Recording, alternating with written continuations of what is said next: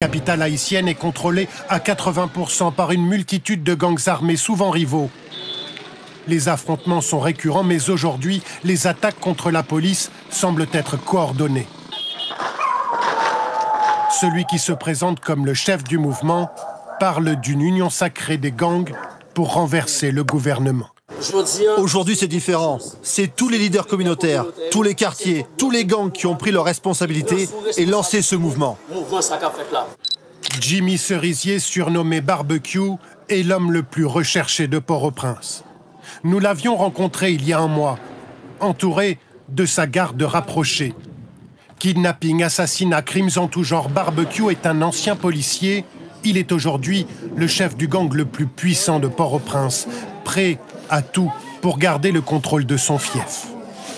Vous voyez là-bas, de l'autre côté du mur. Ouais.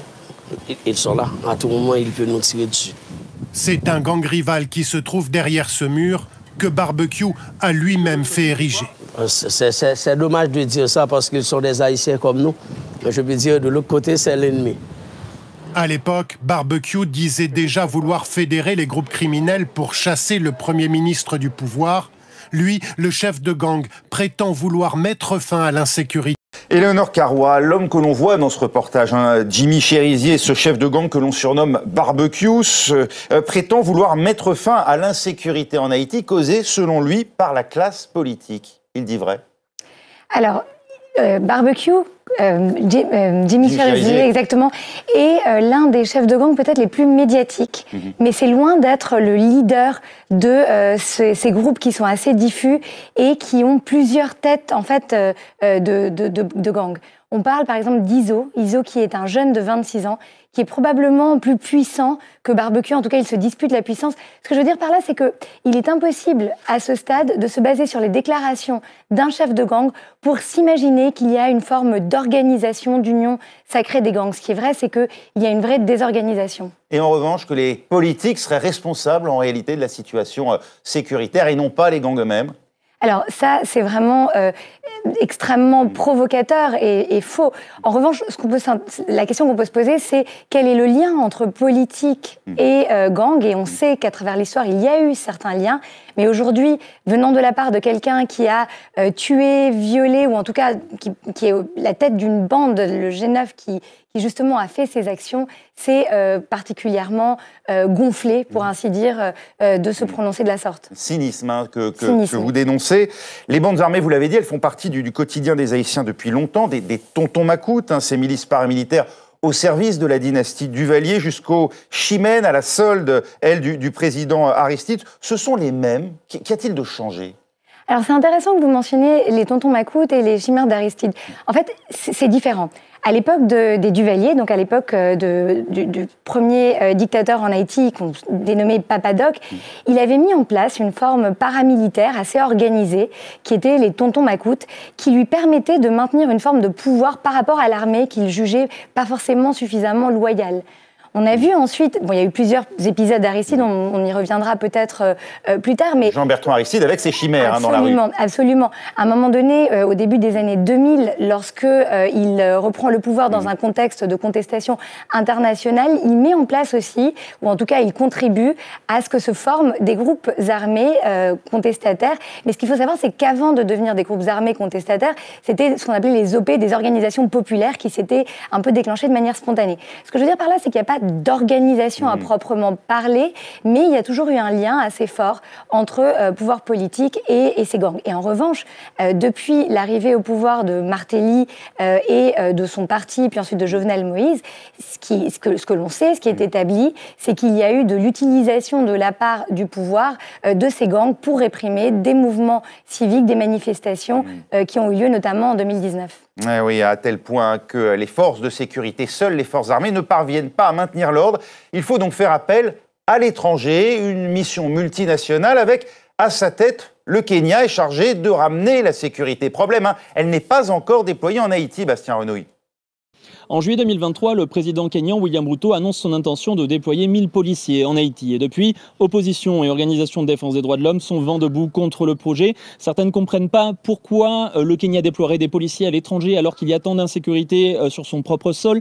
Et d'autres affirment que les policiers kenyans sont déjà extrêmement violents chez eux. Que va-t-il se passer dans un pays dont ils ne parlent pas la langue? Alors, certains membres de l'opposition sont allés devant la justice et elle leur a donné raison. Il n'y avait pas, à l'époque, d'accord entre le Kenya et Haïti permettant le déploiement des policiers. La justice a donc stoppé le déploiement. Mais voilà, depuis William Ruto, le président kényan a trouvé une solution. Il a fait venir le Premier ministre haïtien ici au Kenya. Ils ont signé un accord. Nouveau retournement de situation depuis, le Premier ministre a démissionné. Or, selon le gouvernement kényan, pour que les policiers puissent être déployés, il faut absolument qu'un gouvernement soit présent à Port-au-Prince. Il faut un gouvernement de transition. Mais comment mettre en place un tel gouvernement s'il n'y a pas d'ordre et de sécurité? Le déploiement, à l'heure actuelle, semble être dans une impasse. On n'en sort pas, Eleanor Carrois. C'est précisément pour finaliser cette aide, le déploiement de cette force de sécurité multinationale, qu'Ariel Henry se trouvait au Kenya au moment précisément où les heurts ont éclaté à Port-au-Prince. Oui, c'est un peu malheureusement le cercle vicieux ou le serpent qui se mord la queue. C'est-à-dire qu'il faut une forme de stabilité politique pour qu'une force internationale puisse intervenir. Et en même temps, l'objectif même de cette force internationale, c'est d'assurer une forme de sécurité. En revanche, ce qui est vrai, et on y reviendra peut-être, c'est qu'il y avait une contestation, une question de légitimité qui, en fait, vient dès l'origine de la prise de fonction, en tout cas de l'acceptation de Ariel Henry comme Premier ministre de facto. Oui. Et ça, c'est quelque chose qui était déjà latent. Mais ce projet, justement, de force multinationale de sécurité pour établir l'ordre, il n'est pas nouveau, hein, et il divise en Haïti. Beaucoup ont reproché, d'ailleurs, à Ariel Henry d'avoir sollicité cette aide il y a maintenant 1 an et demi. Ce sont les mêmes qui, aujourd'hui, réclament son déploiement? C'est, encore une fois, comme souvent en Haïti, beaucoup plus compliqué que cela. En fait, Ariel Henry prend le pouvoir, en quelque sorte, suite à l'assassinat de Jovenel Moïse, alors qu'il avait, ça faisait deux jours seulement qu'il avait été nommé Premier ministre. Alors il y a, dans le contexte de sa prise de fonction, une situation extrêmement trouble et la situation quand même extrêmement grave de l'assassinat du président en place. Oui. Donc il y a toujours eu une contestation sur l'exercice de ses fonctions. Et il y a en même temps eu une recrudescence de la violence, une augmentation de la force de ces gangs armés qui a fait que beaucoup de personnes dans la société civile réclamaient aussi une intervention. Mais cet appel à l'étranger a été vécu comme un échec par une partie des Haïtiens, presque comme une humiliation, non? Ce qu'il faut comprendre, c'est que beaucoup d'Haïtiens comprennent qu'ils ne peuvent pas s'en sortir sans une intervention de l'étranger, mais en même temps se méfient énormément des interventions étrangères parce qu'ils ont vécu déjà une intervention onusienne qui a un bilan extrêmement contesté par une partie de la population haïtienne, parce qu'ils ont vécu... Contesté pourquoi? Il y a eu effectivement, on s'en souvient, après le tremblement de terre, des cas à l'époque, hein, ça avait été beaucoup reproché d'ailleurs à ces membres des Casques Bleus d'avoir importé le choléra, et puis il y a eu des cas de viol de la MINUSTAH 9 ans plus tard. Oui, alors la MINUSTAH, c'est la force donc, des Nations Unies qui a été déployée en Haïti justement en 2004 et qui est restée pendant plus d'une décennie sur le pays, qui a certes permis de stabiliser la situation à un moment donné où le pays connaissait une crise extrêmement grave, mais qui a aussi, et vous venez de le dire, commis des actes, enfin en tout cas certains contingents de la MINUSTAH ont commis des actes dont la population se souvient. Mais au-delà de ça, je pense que pour les Haïtiens, ce qui est encore le plus difficile, en tout cas à accepter, c'est de sentir que les décisions qui concernent le destin d'Haïti sont prises sans qu'ils aient l'impression qu'ils ont leur mot à dire. Et ça a été le cas en 2004, ça a été le cas ensuite 10 ans plus tard, et même juste à l'issue du tremblement de terre.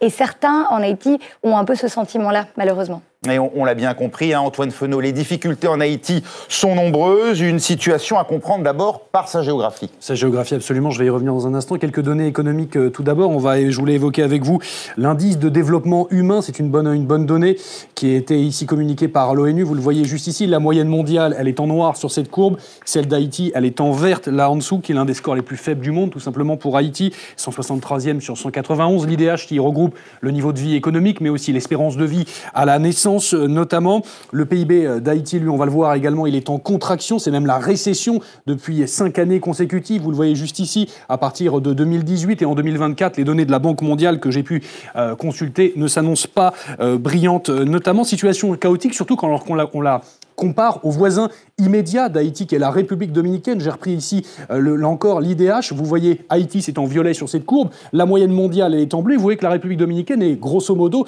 dans la moyenne mondiale, quasiment les mêmes standards, alors que les populations, il faut le noter, sont quasiment équivalentes, environ 12 millions d'habitants. Haïti, vous l'avez dit, c'est aussi un État en faillite, incapable de pouvoir proposer un budget, notamment en temps et en heure. Et l'une des explications, eh bien, c'est peut-être les catastrophes géologiques, notamment. Voici donc un exemple de cette faille, la faille des plaques tectoniques, vous le voyez ici, qui traverse toute la partie sud d'Haïti et qui explique notamment les séismes successifs. Ça, c'est une image du séisme catastrophique, vous l'avez évoqué, de 2010, qui avait fait à l'époque 280 000 morts au moins, qui avait laissé des infrastructures en ruine. Et à noter que ces événements, eh bien, ils se répètent régulièrement. Pas plus tard que l'été 2023, il y avait eu un nouveau séisme qui avait lui-même succédé des inondations historiques.